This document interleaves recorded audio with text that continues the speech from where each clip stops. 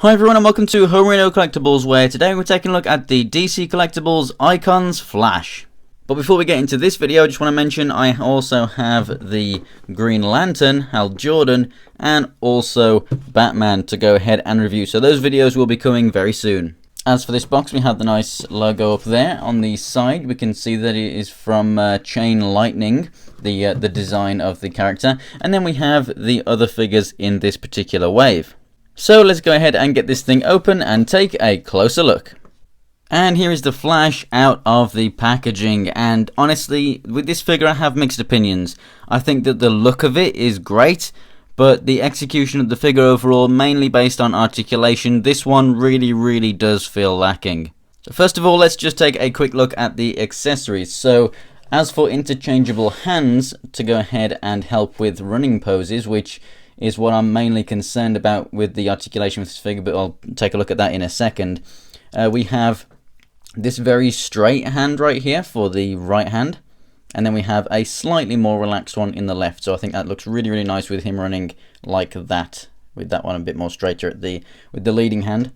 So as a replacement for the right one, we have a kind of open gripping hand sort of looking thing, and a replacement for the left is a fist. So you have a few posing options right there. With this, it's really nice because obviously there's not much more that you can really give to the Flash in the way of accessories apart from like lightning bolts and stuff. So it's pretty cool that he did actually come with this treadmill right here, which obviously with that peg helps massively in helping him get into some kind of a running pose. It's detailed pretty well. It's got some kind of paint wear on there and whatnot, and overall it looks like a nice piece. And because there's not really much going on with the figure, you know, there's not a cape or other accessories like you would have with Green Arrow and Batman and whatnot, so it's nice to have something else with him so that he has more of a shelf presence. I think that's really nice. Even if he's just going to be standing next to it, I think that it is really nice to, have that included, so that's awesome.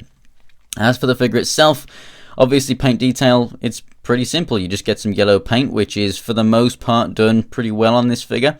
Your figure may vary. It might be more sloppy, it might be less sloppy, but for mine it's pretty good. I did actually pick this one over another one in the store because the yellow on another one wasn't really matching up with the lightning bolt on the logo right there, so bear in mind that obviously that can happen.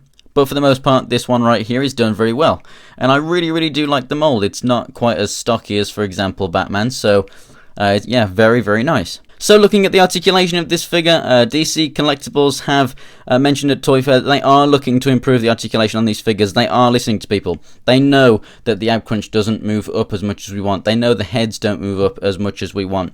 They also are listening about the thigh cut. With this figure, when you move the leg forward, it comes out to the side. For a running pose, obviously you can still use the ankle pivot, and you can move him at the diaphragm right there and everything, so you can get him balanced, looking really good running like that. Apart from the fact that you can't tilt the upper body up or the head up, the rest of the body you can get in a really good running pose. So I'm happy with that, but a thigh cut would really help. And they say that honestly they don't really feel that it's all that needed of a point of articulation. But I definitely would say that it is. In terms of playability, it doesn't really matter all that much. But with this figure, as you can see, that the leg coming out to the side like that, it really should just be designed in a way that it can go forward, and then the thigh rotation wouldn't really need to be there anyway. But that's my one major complaint really, to do with the legs, because the rest of it is absolutely awesome. You get the double jointed knees, they come out all the way this far to the sides. You get a rotation down here at the boot, the feet go up and down and have a really nice ankle pivot right there. As for the upper body though, for a running pose, it's really not all that great because you just can't move that head up.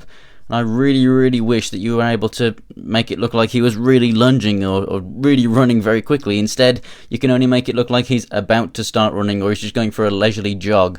He's not really, very aerodynamic or anything, like lean forward and stuff, which I really wish that you could do with this figure, because it's, in my opinion, the best ever looking Flash. And you can't get him in a super amazing running pose. You can get him in a good running pose, but not a super amazing one. But as for the articulation that he actually does have in the upper body, the head does look left and right and pivots side to side very, very nicely indeed.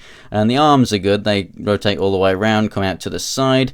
Rotation at the upper part of the arm, double jointed elbow, and then the hands being interchangeable obviously rotate right here and also hinge to go in and out. So the diaphragm joint here is on a ball joint, but it basically just moves left and right, and then you have the ab crunch going forward. So overall, I really do like the figure.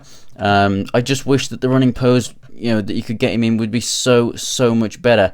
All he needs is to be able to look up with that head, and if you could rotate these thighs, it would just be absolutely perfect. Here we have the new 52 version of the Flash from DC Unlimited. This is another complaint that people have, that they are not in the same scale as other 6-inch figures, such as the old Universe line and also things like Marvel Legends and stuff. But for me, they are perfectly in scale with other sort of 6-inch figure lines, such as import figures. This is really the scale that they are going for.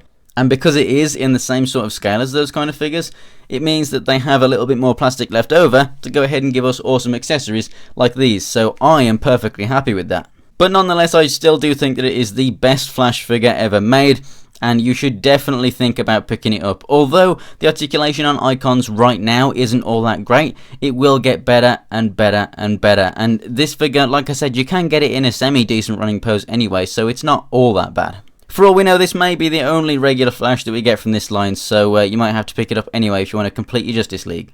But that is it for this review, guys, so thanks for watching. If you enjoyed the video, go ahead and give it a like. If you want to check out more pictures of anything else from my collection, including things coming up for future reviews, check out my Instagram, it's Homerino123, and the link is in the description below, along with my Twitter and my Twitch. Like I said, I'll be reviewing Batman and Green Lantern very soon, and for more Icons reviews, go ahead and subscribe. So thanks for watching, guys, and I'll see you next time.